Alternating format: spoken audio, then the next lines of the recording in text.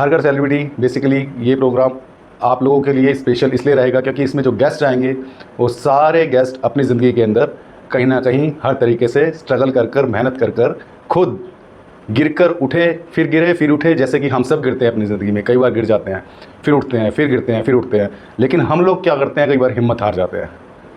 और जो हमारे गेस्ट आएंगे, जितने भी हमारे प्रोग्राम में आप गेस्ट देखेंगे, वो हज़ारों लाखों बार गिरे होंगे, लेकिन वो हर बार खड़े हुए हैं। उन्होंने ना अपनी हिम्मत तोड़ी, ना जज्बे को कम किया, और वो धीरे धीरे धीरे धीरे धीरे धीरे अपनी मंजिल को पा लिया।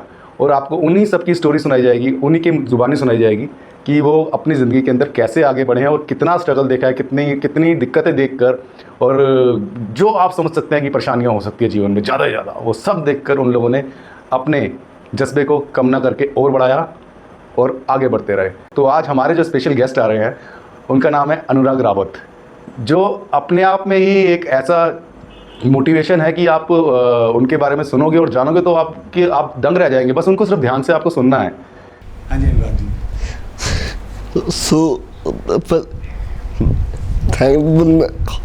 एकदम भैया का तो उन्होंने अपने पॉडकास्ट में आने का सबसे पहला मौका मेरे को दिया, तो मैं समझूंगा कि ये मेरे लिए बहुत बड़ी बात है। मेरे लिए और हमारे दर्शकों के लिए भी बहुत बड़ी बात है कि आप हमारे बीच में आए हैं। Thank you. क्योंकि हमें भी मोटिवेशन चाहिए और हमें बताना, हमारे पॉडकास्ट का जो मकसद है, हर घर सेलिब्रिटी, ये बताने का मौका मिले कि एक्चुअली कौन रियल सेलिब्रिटी है। इसीलिए हमने आपको बुलाया क्योंकि एक आप रियल सेलिब्रिटी है। तो अनुराग, सबसे पहले बताइए कि आपकी उम्र कितनी है? अभी तो मैं 24 ईयर्स का हूँ, लाइक 24 ईयर्स में मैं बहुत कुछ चीज़ें देख चुका हूँ। जो चीज़ नहीं देख थी वो भी मैंने देख ली। अच्छा, तो ये कैसे होता है? एक्चुअली कभी कभी कोई चीज़ जब आपके पास भगवान बना के भेजता तो वो किसी रीजन की वजह भेजता। तो जैसा कि आपको पता होगा कि specially abled category like cerebral palsy, इसमें लोग ठीक से चल भी नहीं पाते, बोल भी नहीं पाते, ना अपने आप को खुल के एक्सप्रेस कर पाते। उसी तरीके की जो कंडीशन मैंने फेस करी तो मुझे लगा यार ये है क्या, लाइक मेरे को तो पता ही नहीं था कि मैं ऐसा भी हूँ। तो 15 साल तक मेरे को पता ही नहीं लगा कि मेरे को है क्या। अच्छा, आपको पता ही नहीं था कि क्या चीज़ है, क्या है प्रॉब्लम, क्या है। उससे पहले मैं ऐसी समझता था कि मैं ठीक हूँ, सबकी तरह मैं खेलता हूँ, कूदता हूँ। बस धीरे धीरे जब 15 साल के बाद मेरे को पता लगा कि मैं कुछ चीज़ें नहीं कर पा रहा, तो तब तक लगा कि यार हाँ थोड़ी बहुत कुछ है, कुछ तो है। तो आपको क्या लगा, वो क्या है आपके अंदर ऐसा नहीं उस मोड़ पे लेके आया कि अब तो मैं भी करके दिखाऊंगा जो बाकी सब करते हैं और उनसे बेटर करके दिखाऊंगा? देखो, इसका एक छोटा सा रीजन ये था कि जब मेरे को पता लगा कि मैं कुछ चीज़ नहीं कर सकता, तो वो सभी के मन में होता है कि इसको एक बार हॉस्पिटल लेके जाए कि क्या प्रॉब्लम है। तो जब मेरा डिसेबिलिटी सर्टिफिकेट बनाया गया तो उस पर लिखा गया कि इसको सेरेब्रल पॉल्सी की एक डिसेबिलिटी है, इसमें आपको मिक्स है। मतलब मिक्स का मतलब ये कि आपको चैलेंजिंग फेस करना पड़ेगा और हो सकता है कि आप कुछ ना कर, तो वो मिक्स सेरेब्रल पॉल्सी में काउंट होता है। तो मेरे को ऐसा था कि जब मैं पैदा हुआ था तो मैं बाय बर्थ हो गया था, मतलब ऑलमोस्ट बच्चे जो होते हैं 8 महीने 9 महीने पूरी अपने टाइम पे होते हैं। मतलब मेरा ऐसा था कि मैं टाइम ड्यूरेशन से पहले बॉर्न हो गया था, यानी कितने महीने पहले? 7 मंथ में। 7 मंथ। तो शायद उसके कारण जो बॉडी में ऐसे जो पॉइंट से सबका ब्रेन हो गया, तो ब्रेन में कोई वेन थी, उसके ब्लॉक होने की वजह से उसको प्रॉपर ऑक्सीजन ना मिलने की वजह से ऐसा होता। तो तब तक मेरे को सीपी की तो उसके बाद भी किसी को पता नहीं था ये नॉर्मल है कि क्या है। ओके। 15 साल के जब आप हो गए, जब मैं 3 साल का हुआ 2 साल का हुआ तो नॉर्मली बच्चे खेलते हैं कूदते हैं इधर उधर भागते तो वो चीज़ मैं देखा ही नहीं, मैंने वो चीज़ करी ही नहीं। तो घर वालों को समझ आ गया कि कुछ ना कुछ प्रॉब्लम। अच्छा, जो बच्चे खेलते थे जिस उम्र में 2-3 साल की 4 साल में बच्चे खेलते हैं, उस टाइम में आप वो सब एक्टिविटीज नहीं कर पाते? नहीं कर रहा, करते हैं। एक जगह पे लेट और नेक के बल गोल गोल घूमा, तो उससे पता लग गया कि कुछ ना कुछ है। तो फिर उसके बाद में आगे आप जैसे बड़े हुए, तो एक्चुअली मैं आपको बताऊं तो मैं एक फौजी फैमिली से बिलोंग करता हूँ। मेरे पापा इन आर्मी में अपनी सर्विस दे चुके हैं। तो उस टाइम पे मेरे पापा आर्मी में थे, हम लोग जोशीमठ में उत्तराखंड में हम थे। तो पापा की पोस्टिंग और यूनिट वहीं पर ही रहती थी ऑलमोस्ट। तो वहीं पर ही पापा काम जो थे, जो भी जॉब वॉब थी उनकी वहीं पर पोस्टिंग में थी। तो उस टाइम पे पापा को इतना पता नहीं था कि क्या चीज़ क्या नहीं। तो वो जब भी 15 दिन 10 दिन छुट्टियाँ से थे तो वो भी खूब देखते थे कि क्या प्रॉब्लम है क्या नहीं।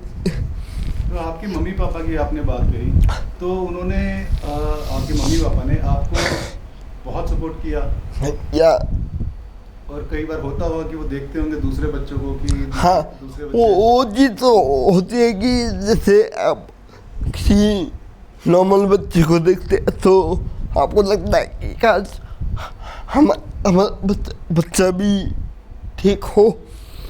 तो आज आपके मम्मी पापा क्या कहते हैं? क्या तो अगर मेरे अंदर आज ये चीज़ है, क्योंकि आपने मुझे पैदा किया है और आज मैं देखिए ये मेरे पास लोग चल चल के आ रहे हैं। हाँ, तो आप एक ने वो एग्जाम्पल सेट कर दिया कि कोई बीमारी हो, कोई डिजीज, कुछ भी प्रॉब्लम हो, वो कोई मैटर नहीं करती है अगर आप में खुद के अंदर जज्बा हो, जज्बात उस तरीके के हों जो कि सच की तरफ आपको ले जाते हों, जहाँ पर आप समझे कि ज़िंदगी है क्या। जिंदगी एक्चुअली ये है कि आपको हर एक टाइम में कुछ ना कुछ एक्सपीरियंस करने को मिलेगा। एक के बराबर एक चीज़ एक्सपीरियंस करते जाओगे, उससे सीखते जाओगे और बैक टू बैक चीज़ें करते जाओगे। पर उसमें आपको एक चीज़ का कभी ये नहीं होना चाहिए कि कल क्या होगा, कल तो बीता होगा, कल कैसा होगा, क्योंकि कल कुछ है ही नहीं। अगर आप आज क्रिएट करोगे तभी तो कल होगा।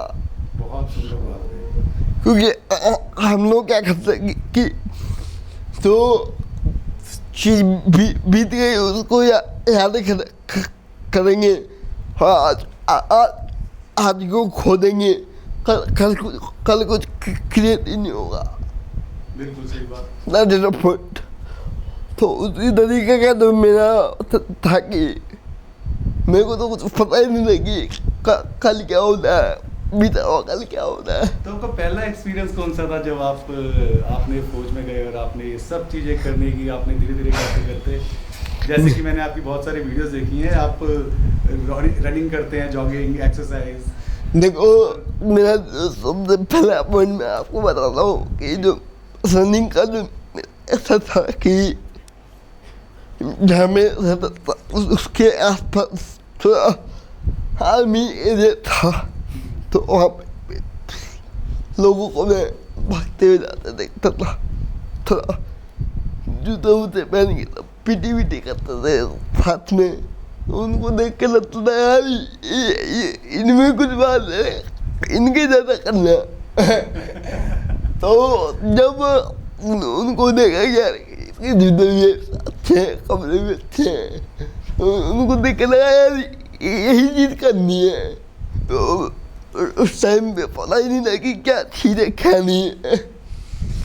तो पापा आते थे, पापा छुट्टी आते थे, तो कपड़े वपड़े पहन के एकदम जूते वूते अपनी टोपी वोपी लगा के आते थे। तो उनको देख के यार ये कुछ बात है, इससे कुछ बात है। उसी को देख कर मोटिवेट होना कि करना, कुछ करना। आपके लिए फिर जो रियल सेलिब्रिटी है तो आपके फादर हुए, आपकी मदर हुई? जैसे कि आपने नाम दे रखा है हरियर सेलिब्रिटी, तो उसका अगर मैं बोलूँ कि अगर मुझसे ज़्यादा का कोई सेलिब्रिटी तो मेरे मम्मी पापा ही हैं, अगर मैं देखूँ तो। क्योंकि हाल अगर मैं जो भी हूँ उन्हीं की वजह से हूँ, वो ना होता तो मैं भी नहीं होता। तो असली सेलिब्रिटी मेरे लिए वही है। हाँ, उसके अलावा जो रनिंग का मैं आपने पूछा कि आपको रनिंग करना इतना अच्छा क्यों लगता है, तो मेरा ये था कि रनिंग करना मेरा एक पैशन है। क्योंकि आप अगर कहीं आर्मी में जाते हो तो आपको 24 घंटा आपको भागना ही पड़ता है। तो उससे आपकी जो मेंटली स्किल है, फिजिकली स्किल, वो ज़्यादा बेहतर होती है। तो उससे मैं अपने आप को काफ़ी इम्प्रूव कर पाया। क्योंकि उससे पहले अगर मैं बात करूँ तो मेरी जो लेग्स है वो काम नहीं करती थी, मैं चल नहीं पाता था ठीक से। तो जब मैं 8 या 9 साल का था तब जाके मैंने चलना स्टार्ट किया ठीक से, प्रॉपर तरीके से नहीं, बस ठीक से मैं चलने लग। नेक का जो मूवमेंट है वो बहुत ज़्यादा होता है। मैं इतना बोल भी नहीं पाता था जितना आप बोल रहा हूँ। तो अब तो आप पूरा एक लेक्चर दे सकते हैं हज़ारों लोगों को। अब तो मोटिवेट करते हैं, मोटिवेट करते हैं। तो वही चीज़ देखी मैं अभी मैंने पता आपको जो एक्सपीरियंस है बैक टू बैक चीज़ें आप करते जाते हो, तो वही चीज़ मैंने करी कि मैं तो मेरे को पढ़ने का शौक था, तो मैं दीदी की किताबें पढ़ता था, हिंदी की बुक्स अक्सर मेरे को हिंदी की पोएम लिखना मेरे को बड़ा अच्छा लगता है। जो अलग अलग साहित्य उनको लिखना मेरे को बड़ा अच्छा लगता है। तो दीदी की बुक्स पढ़ा करता था, तो लिखने की बहुत कोशिश करता था पर लिख नहीं पाता। लाइक कोई चीज़ पकड़ूँ तो पे जो नॉर्मली जो पेंसिल पेन उसको मैं पकड़ नहीं पाता ठीक से, पर फिर भी 3-4 वर्ड में लिख लेता जब मैं लिख सकता। और आप बहुत अच्छे से भी लिख पाते हैं काफ़ी हद तक। हाँ, थोड़ी बहुत अगर मैं कहूँ लिख लेता हूँ। मैंने आपकी लिखी डायरी भी देखी है और मैं लेके आया हूँ अपने। हम दिखाएंगे अपने दर्शकों को। अनुराग डायरी लिखते हैं और उस डायरी में वो बहुत सुंदर सुंदर अपनी ज़िंदगी की बातें लिखते हैं, मोटिवेशनल वाली बातें लिखते हैं जो इनकी ज़िंदगी की मोटिवेशन है। तो अनुराग, आपकी ज़िंदगी में जो जर्नी रही है अभी तक की, वो कितनी भव्य थी? भव्य की बात करो तो संताली भव्य है मेरे लिए। मेरे लिए कोई छोटा या बड़ा नहीं, मैंने सब एक जैसे, क्योंकि कहते हैं कि जो दुनिया है वो है क्या, दुनिया एक लाइव सोल है। आपके पास एनर्जी है, मेरे पास एक एनर्जी है। अगर उसको मैं कंबाइन करूँ तो एक पॉजिटिव एनर्जी क्रिएट होती है। तो इसी तरीके से जो अब तक की जर्नी रही उसमें अगर मैं देखूँ तो मैंने नेगेटिविटी के हलाओं को देखा ही नहीं अपने लिए।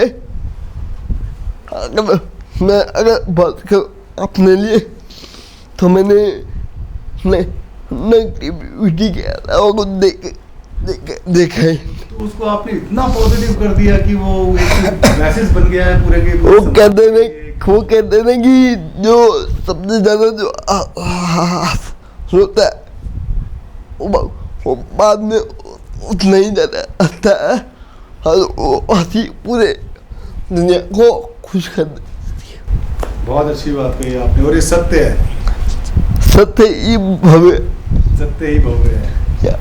तो जब अब आपका ऐसा टाइम आया है कि आप उस दौर में हैं कि आपको दुनिया जानती भी है, आपको लोग पहचानते हैं, और जैसे कि आपके साथ में एक रहता है, उनसे मैंने बात करी तो उन्होंने मुझे बताया कि मैं देखता था कि पार्क में ये हम थक जाते हैं भागते भागते रनिंग करते हुए, और एक ये लड़का जा रहा है, यार ये कौन है, ये रुकता नहीं है, ये लगा रहता है, बड़ी मेहनत करता है। और मुझे खुद को अंदर से लगता था कि यार ये है क्या बंदा यार। तो वो आप फिर अब आपका सबसे अच्छा बेस्ट फ्रेंड बन गया। तो ये जो मोटिवेशन लोगों को आपसे मिलता है, ये जो एनर्जी है, ये जो पकड़ है खुद के अंदर की सोल की, ये किस तरह से आपने क्रिएट की, और आपके आगे की जो आर्मी की वाली जो जर्नी है, जो आप मैराथन भी दौड़ते हैं, आप जो चीज हम नहीं कर सकते नॉर्मल इंसान, वो चीज आप कर सकते हैं। और हमें ऐसा लगता है कि हम यार अब नॉर्मल हैं, ये तो बंदा है ही ठीक, इस बंदे को तो कुछ ऐसा है ही नहीं, ये अब हमें लगता है। और ये समाज को भी पता लगना चाहिए कि जो एनर्जी होती है और जो सोल होती है वो आपकी काम करती है, और किस तरह से हम फिर बढ़ते हैं, और हमें कोई रोक नहीं पाता है, क्योंकि हम रुकना ही नहीं चाहते। जब हम ही नहीं रुकना चाहेंगे तो कौन रोक पाएगा? कोई नहीं। ये हमारे सामने जीता हुआ एग्जांपल है कि हम ये कहें कि इनको कोई प्रॉब्लम है, तो बेसिकली हमें प्रॉब्लम है कि हम अगर ऐसा सोचते हैं कि इन्हें कोई प्रॉब्लम है। इन्हें कोई प्रॉब्लम नहीं है। ये वो हैं जो हमारे समाज में लोगों के लिए, मोटिवेशन के लिए, और जो लोग बच्चे आजकल के जिम जाते हैं और प्रोटीन लेते हैं, इंजेक्शंस लेते हैं, उन लोगों को पता लगना चाहिए कि आप कर सकते हैं बिना सब चीज़ों के, लेकिन आपको वो सही जगह और सही रास्ता मिलना बहुत ज़रूरी है। और उसी रास्ते के लिए हमने अनुराग जी को आज यहाँ बुलाया। अब अनुराग जी हमें ये बताएंगे कि अब इनका जिम का सफ़र, कि जिम में ये वर्कआउट करते हैं और कितने लोगों को करवाते हैं। देखो, मेरा जिम जाने का कोई ऐसा मोटिव नहीं था। मैं पर्सनल मैं जिम ज्वाइन करी थी, तो वहाँ पे पहले सबको लगा कि ये कौन आ गया है कि इस तरीके से। तो एक दो महीना हुआ तो वहाँ पे जो लोग थे तो उनको लगा कि इसकी बॉडी ऐसी होगी थोड़ा। तो एक दिन मेरे को ऐसी जो गर्मी सी लगी तो मैंने अपनी टी शर्ट ओपन कर ली। तो वहाँ पे थोड़ा लोग कर रहे थे जिम वगैरह। तो सबसे पहले उनकी नजर मेरे पेट पे गई। यार इसके तो बिस्कुट निकले हुए, हमारे ऐसे वो लड्डू की तरह बाहर का। तो तब मेरे को लगा कि यार कुछ यूनिक करते। तो मेरे दिमाग में ये आया कि जो मैं हूँ क्या वो उस कंडीशन में कोई जिम कर सकता है क्या, ये दिमाग में आया। मैंने कहा यार ट्राई करते हैं, चलो इसको। तो मैंने धीरे धीरे खुद पे काम किया, वीडियो बनाना चालू किया। तो कई लोगों ने बोला कि यार आप सप्लीमेंट वगैरह यूज करते हो क्या। मैंने कहा नहीं यार, मैं तो क्रिएटिन वगैरह भी नहीं खाता। बोला कुछ तो खाते हो। बोला अरे यार मैं तो यार घर का खाना खाता। बोला वो ही नहीं देता तुम घर का खाना खाते हो। तो मैंने उनको बोला यार ऐसे ऐसे। बोला मैं यार तो झूठ बोल। बोला कि इतना कुछ करके बॉडी को बना ही नहीं सकता। बोला मैंने कहा भाई तुम रनिंग करो। तो 1-2 महीना उनको रनिंग वगैरह कराई मैंने। तो बोला यार तुमने तो बिल्कुल सही कहा था। अब मैं तो एनर्जी आ गई, ये आ गई वो आ गया। बस सब खुद हो। ये बंदा पूरी जिम में मोटिवेट कर रहा है सबको। तो आपने कहा अब अभी सप्लीमेंट के बारे में आपने पूछा था। हाँ ये बताइए कि सप्लीमेंट लेने चाहिए। तो मेरा ये कहना है कि सप्लीमेंट 2 प्रकार के होते हैं। आपको नुकसान देते, आपको नुकसान नहीं देते। तो अगर मैं उनकी बात करूँ तो जो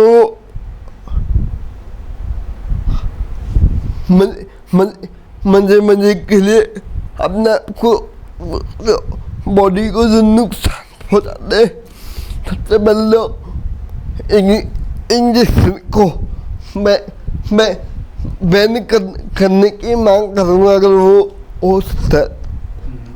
और दूसरी बात वो है कि आप अलग अलग तरह की गोली खा रहे हो। क्यों खा रहे हो जबकि आपको घर के खाने से ही प्रोटीन मिल रहा है। हाँ ये 2 चीज को मैं साइड करके अपने दूसरी साइड आऊँगा। तो आपको जब भी आपको लगता है कि आपको सप्लीमेंट की ज़रूरत है तो आप वही सप्लीमेंट यूज करो जो 100% नेचुरल ऑर्गेनिक से बने हो। हाँ उनका यूज भी आप तब करो जब आप हैवी वर्कआउट या कुछ ऐसे करके आते हो। क्योंकि मैं भी खाता हूँ, ऐसी बात नहीं है, मैंने भी लिए नेचुरल खाते हो या बस जिस दिन मैं हैवी वर्कआउट करके आता हूँ तब मैं इसको उसको ले लिया, अदरवाइज मैंने उसको नहीं लिया। तो आप बताइए दर्शकों को कि वो किस तरीके की नेचुरल प्रोटीन है जो आप खाते हैं। देखो सबसे पहले मैंने वो घर के खाना में बात करूँगा, ठीक है। इधर दाल हो गई, चावल हो गए, रोटी हो गई, इसमें आपको कार्बोहाइड्रेट मिलता है, चने हो गए, उससे आपको प्रोटीन वगैरह सब मिलता है। और इनको अगर आप डेली मिलोगे ना, आपको जो डेली का प्रोटीन इंटेक है वो तो ऐसे कंप्लीट हो जाएगा। हाँ, इसके अलावा मैं रनिंग भी करता हूँ, तो साथ में कभी कभी तो प्रोटीन लेवल का जो हाई हो जाता है, तो मैं कभी कभी अपना एक सब नेचुरल सप्लीमेंट का मैं यूज़ कर लेता हूँ, उसके अलावा मैं यूज़ नहीं करता। तो ये चीज़ जो मैं अपनी डेली की रूटीन में रखता हूँ कि इसको करना है, उसके अलावा कुछ नहीं करना। और आपने जैसे कि दिल्ली में मैराथन और इस पहाड़ियों पर दौड़ना, वो तो अलग ही मोटिवेशन है मैंने किया। बताइए ना, बताइए। बहुत बहुत सब लोग सुनना चाहेंगे और दर्शक भी इसको जरूर सुनना चाहेंगे। क्या है, आप पहाड़ों पे भी ऐसे आप चढ़ जाते हैं? देखो, मैं तो आपको बताइए, मैं खुद एक पहाड़ी हूँ। मैं गाँव में मेरा खाना पीना वो सब मेरा उत्तराखंड में ही रहा है। तो उत्तराखंड की एक सबसे बड़ी बात ये है कि उसका हर एक जो भी आदमी है, जो भी बच्चे हैं, उनका एक ही मोटिव रहता है कि बड़े हो गए कुछ करना ना करना, बट फौज में जाना है। हर एक बच्चे का जो सपना होता है कि उसको जब वो बड़ा होगा या तो वो फौज में जाएगा या तो वो किसी और फील्ड में, किसी एक का नाम ना हो पर फौज का नाम होगा, उसको बड़े होकर फौजी बनना है। तो मैंने अनुराग सुना है कि आप जो हैं, आप बकायदा ट्रेनिंग देते हैं जो बच्चे आर्मी में जाते हैं। तो कितने बच्चे अभी जो है आर्मी में गए हैं? देखो, मेरे साथ के जो दोस्त थे जो पहले में रनिंग करते थे, तो अभी के टाइम अगर मैं बात करूँ तो मेरे साथ के जो 10 से 15 जो लोग थे जो मेरे साथ रनिंग किया करते थे, तो मैं उनको भी मोटिवेट किया करता था कि ऐसे करो ऐसे करो। तो आज वो लोग इंडियन आर्मी के अलग अलग रेजिमेंट में भी है। तो आज वो मेरे को फ़ोन करके बोलते क्या भाई तूने हमको मोटिवेशन दिया, अब आज बंदी हो गई। तो आज भी वो याद करके बोलते क्या तू बना गंदा आदमी। क्यों? तू खुद तो नहीं, हमें भेज दे तूने। तो ऐसे करके यार बहुत लोग आए यार, क्या हो पाया था वो बहुत अच्छे हो, तो पूरा ऐसे फैल गया वो पूरा कि यार ये जो है। और ये सबसे अच्छी बात आपके अंदर देखने को मिलती है। मैं आपकी वीडियो देखता हूँ और जब मैं आपसे मिला भी, आप इतना खुश रहते हैं और इतना, आपसे कोई ऐसी चीज़ नहीं है जिसके बारे में पूछो और आप जवाब नहीं दे सकते। हर बात आपको पता है और हर बात का आप जवाब देते हो, बिल्कुल सटीक और सही जवाब देते हैं। तो ये जो माइंडसेट प्रोग्राम है आपका, ये कैसे आप इसको एक्टिवेट करके रखते हैं? एक्टिवेट करने का ऐसा नहीं है कि देखो, आप दुखी रहकर भी क्या ही करोगे, आपको कुछ मिलेगा नहीं, आपको कुछ कोई देगा नहीं, तो क्या फायदा? आप अगर एक जगह पर बैठ यार कि आप कुछ हो ही नहीं, आप सलाह में मजा होगा ये वो कहना भाई क्या कल का पता नहीं, दो घंटे का पता नहीं आपके साथ क्या हो, 3 घंटे बाद आपको कुछ हो जाए, आपको कुछ पता ही नहीं है। तो अभी जो चल रहा है मैं उनको किस तरीके से खुश रह कर दी हूँ, वही तो मैटर करता है।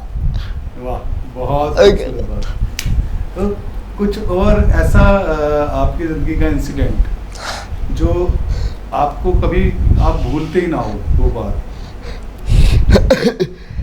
ऐसे मेरे 2 इंसिडेंट थे, इनको मैं कभी नहीं भूल सकता। तो सबसे पहले तो मैं जो क्लॉक की बात करूँगा, क्लॉक की टीम क्लॉक क्या है और क्लॉक क्या करता है? एक्चुअली क्लॉक ग्लोबल एक conquest land air and water के नाम से क्लॉक रखा था। तो बेसिकली जो क्लॉक टीम है वो एक्स स्पेशल फोर्स का एक ग्रुप है जिसमें with people of disability, people of ability को कंबाइन करके हम एडवेंचर एक्सपीरियंस को एक्सपीरियंस करते हैं। लाइक जैसे राफ्टिंग हो गई, माउंटेनिंग हो गई, और भी ऐसे बहुत जो चीज़ें हम उनको करते हैं। तो इसका एक मेन मोटिव यही है कि जो हम लोग कर रहे हैं उससे सोसाइटी में क्या इम्पैक्ट हो का मेन और मेन मुद्दा यही है कि यूथ को ये बताना क्या हर एक सिचुएशन में अपने आप को कैसे हैंडल करते हो, अपने आप को किस तरीके से बताते हो, अपने आप को किस तरीके से रेस्क्यू करते हो। क्या पता अगर आपके सामने कोई मरने वाला हो, आप उसको बचा सकते हो। क्या पता कोई कहीं आग वाग लग जाए तो आप उसको लोगों को किस तरीके से आप बता सकते हो। तो वो चीज़ हम क्लब में सीखते एक्सपीरियंस करते हैं। तो क्लब के जो मैं लीड करते हैं वो मेरे विवेक जी का मैं नाम लेना चाहूँगा। तो उन्हीं का एक एक्सपीरियंस मैं आपके साथ शेयर करना चाहूँगा हाँ जी बताइए। कि मेरे को तो पहले से ही मन था कि यार मैं खुला में जाना चाहता था। मैंने सुना था ऑपरेशन ब्लू फ्रीडम के बारे में, तो मैं देखते वीडियो वगैरह, अच्छा स्कूबा डाइविंग है, ऐसे ये वो ऐसे बड़ी बड़ी बातें होती थी यार, क्लाउड टीम है, क्लाउड टीम है। तो मेरे को किसी ने बताया कि जैकब सर है और इनकी से आप बात कर लो, आपको रिप्लाई दे देंगे। तो पहले तो मेरे को खुद एक यकीन नहीं था कि मेरे को रिप्लाई आएगा नहीं आएगा। मैंने ऐसी मजे में लिख दिया sir I want to join clock global. ये 2-3 फोटो भेज दी, तो ऊपर से रिप्लाई आया तू आ जा उधर, तू जा कहीं तू आ जा। नहीं मैंने कहा ये सर आई एम कमिंग लिख दिया, टाइप करके लिख दिया। तो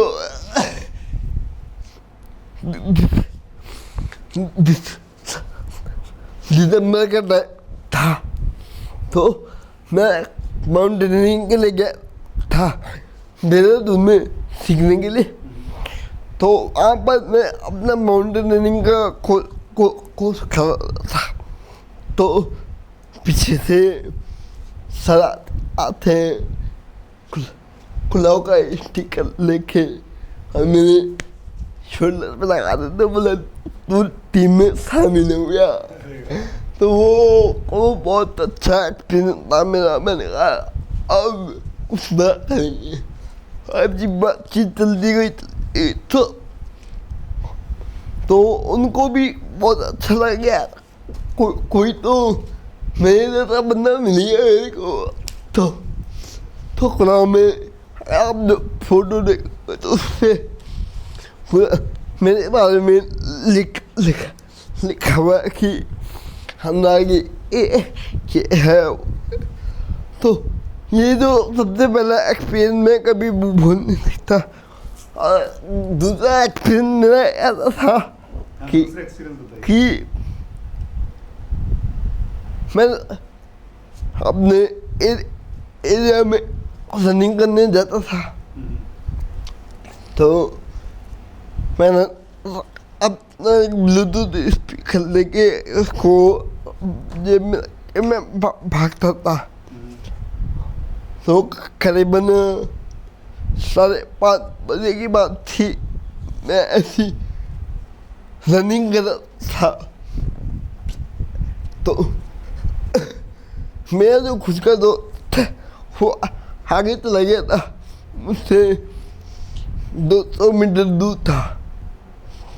तो मैं इसी स्लो भागा था, तो पीछे से कुछ आवाज़ आती है कि जैसे कोई मेरे पीछे भाग रहा है।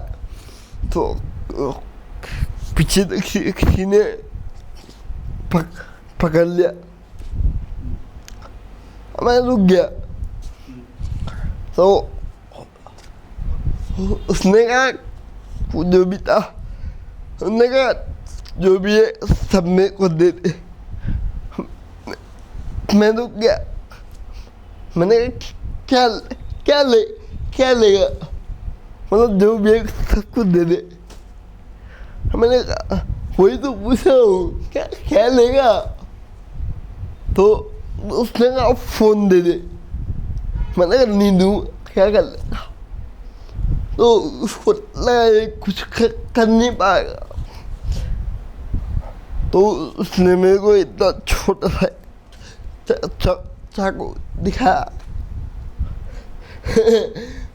मैंने उसको बोला कि यार तू चाकू क्यों दिखाया, इससे बड़े चाकू तो मेरे घर में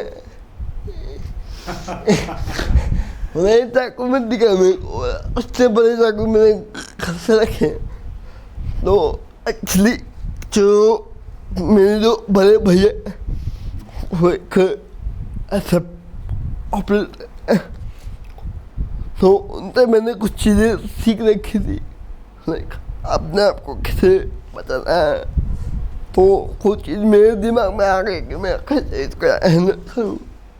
तो पीछे से मैंने उसको पूरा हाथ की हड्डी तो ये जो बोन होती है उसको क्रैक कर दिया। अच्छा। तो वो लेट गया। तो तब मैंने उससे पूछा कि क्या लेगा। तो पूरी भीड़ आ गई, खाओ। तो वो जो लड़का था जो फोन छीनने के लिए, तो पुलिस वगैरह आई, मैं करना खोने से चुपचाप निकल गया साइड। मैंने कहा अब ज़्यादा हो जाएगा, मैं निकल लेता हूँ। और उसके बाद सुनो, उसके बाद एक इंटरेस्टिंग चीज और हुई। अच्छा। मैं घर गया और घर पे जाके जूता खोले, चुपचाप हाथ पहन धोए, इधर बैठ गया। तो किसी का कॉल आता है मम्मी को कि इसका किसी ने फोन चोरी कर लिया था, कि बच गए। अच्छा, आपने घर पे बताया ही नहीं था कुछ भी? मैंने कुछ बताया नहीं। और लेट गए। पहले तो खूब बोल, तू अकेले चला गया, ये वो डर गए, घबरा गए। तो दूसरा फोन पापा को आता है, चोर का हाथ तोड़ दिया। फिर बोलते तुमने बहुत अच्छा किया। पहले 2-3 बार सुना के बोल रहे तूने बहुत अच्छा किया। तब कॉल आता है, बोला आज तोड़ दिया इसने। तब जाके खोल लगी, यार तूने बहुत अच्छा किया, तुम जा, आप कोई फिक्र नहीं है तो तू जा सकता। तो एक्सपीरियंस बड़ा अच्छा था। मैंने ये भी सुना है, आप हमेशा ये कहते हो, अक्सर कहते हो, जैसे मुझे भी कहा, आप में ही मैं हूँ, मुझ में ही आप हो। उसका ऐसा है कि देखो आपके भी दो हाथ, मेरे भी दो हाथ है। आपकी जो पॉजिटिव एनर्जी है वही मुझ में, तो वो जब कंबाइन होती है तो उसको मैं सिमिलर देखता। अगर वही चीज़ आपके अंदर भी है मेरे में भी है तो मुझ में और तुम्हें फर्क ही क्या है? बहुत बड़ी बात और बहुत सुंदर सत्य। वो एक ही तो है। अगर आप पॉजिटिव एनर्जी है मुझ में भी है, तो अगर उसको मैं मिक्स कर दूँ तो एक ही तो है। बहुत अच्छा लगा अनुराग जी आपसे बात कर कर मिलकर, और इतना पॉजिटिव हो गए हम लोग, इतना एनर्जेटिक हो गए हैं कि अब ये सोच के और समझ के और समझ में आ गया कि ज़िंदगी यही नहीं है अभी, अब तो बहुत कुछ है। और मैं दर्शकों को कहना चाहूँगा कि ये आज हमारा पहला एपिसोड था जिसमें अनुराग रावत जी हमारे साथ थे, और हर घर सेलिब्रिटी, और सेलिब्रिटी एक्चुअली कौन होते हैं, वो जिनको आप पर्दों पे देखते हो वो हैं, पर लेकिन वो क्या रियल सेलिब्रिटी हैं, ये हमारा मकसद था लोगों तक पहुंचाने का। और आज मुझे लगता है कि मैं तो अपने मकसद में कामयाब हो गया हूँ, और आप भी रेडी हो जाइए और अपने आप को अनुराग जैसे बच्चों से, अनुराग जैसे यंग मैन से सीखिए कि कोई डिसेबिलिटी हो, कुछ भी हो, कोई प्रॉब्लम हो, कोई कुछ नहीं होती, कोई मायने नहीं रखती, सिर्फ आपके अंदर जज्बा होना चाहिए, लड़ने की ताकत होनी चाहिए, और आप सब कुछ वो पा सकते हैं जो अनुराग रावत ने पाया है। तो अनुराग जी कुछ कहना चाहेंगे दर्शकों के लिए लास्ट, जो यंग जनरेशन है हमारी, जो हमारे बच्चे हैं आजकल के, उनके लिए एक अच्छा सा मैसेज दे दीजिए। मेरा कि जो भी आप करना चाहते हो उसको आप दिल खोल के करो और अपना 100% दो हर चीज़ में। कल के दिन आपको ये रिग्रेट ना हो कि वो चीज़ पड़ी थी और वो मैंने उस चीज़ को उठाया नहीं और वो मैंने ली नहीं, तो अभी जो कर रहे हो उससे आपको अगर कल दिखता है तो वही करो। यानी कहने का मतलब ही किलो कर्म वही करो जो करना ही फल लगे। तो सिंपल आंसर में बोलूँगा कि अपने आप को मोटिवेट रखो, क्योंकि कल का कुछ पता नहीं कि कल क्या हो, पर अभी जो कर सकते हो वो करो, तो तभी तो कल क्रिएट होगा। तो जो आप अपना बेस्ट कर सकते हो वही आप करते